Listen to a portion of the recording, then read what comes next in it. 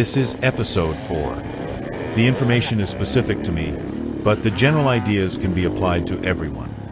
Gathering information and researching before you act is the lesson for today. Let's get started. I am going to discuss self-directed IRAs, the information associated with them, an introduction to the Roth accounts that are important for the long-term success of our retirement. I started my company 401k years ago, but then over time I rolled the 401k into a self-directed IRA. Previously you heard that I purchased rental properties and some of the money I rolled into a Vanguard account. Something I want to briefly touch on before I get into the meat of the topic. At 59.5 years old, you can start transferring your IRA or self-directed IRA into a Roth account. We'll come back to that topic later.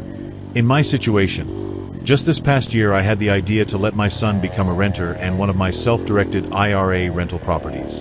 It was a good fit because he lived in the same town, he had a small house and a growing family, so he decided to sell his house. I would give him a very good deal on renting for me. Remember, the managing self-directed IRA company cannot give you advice, legally. The information, which is so important, you have to attain by yourself or through a financial advisor. As a person you have to do your own research, and in my case I did my research a little bit too late. The process had already started. Doing research with an AI program has been a game changer for me, because I did not do my research sooner. I made a $30,000 mistake.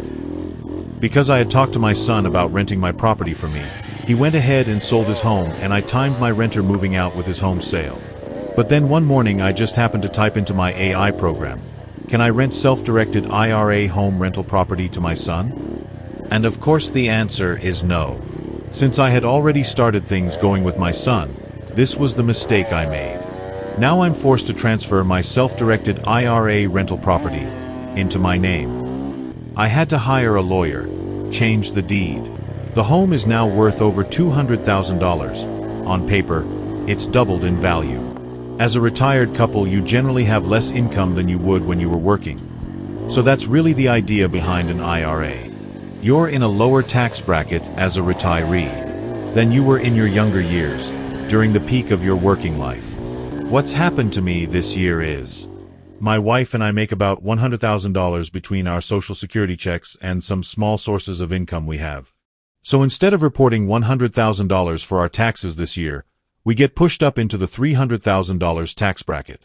All because the rental house rollover is now reported as income. This will increase our taxes from an amount in the 20% level up to the higher 30% levels. And that's where that retirement mistake happened. Hindsight is 2020. If I had to do it again, I would do the same thing. But my approach would be different. The process of converting a home from a self-directed IRA to yourself can be done over a number of years. Let's say I run the conversion over 4 or 5 years. Transferring the home over to myself, you take the $200,000 and you divide it up by 5. So you're taking small chunks of income that don't push you into a much higher tax bracket. That would be the ideal way. I would have avoided the $30,000 mistake. That's all we're going to cover for today on the mistake. The next topic I want to talk about is the Roth conversion. We'll go into it in more depth in a later episode.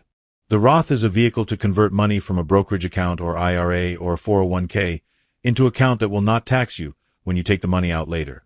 But you pay taxes on the money at the tax rate you are in when you transfer the money.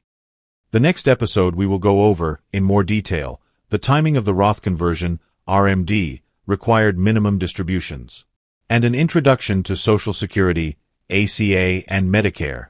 Enjoy the ride.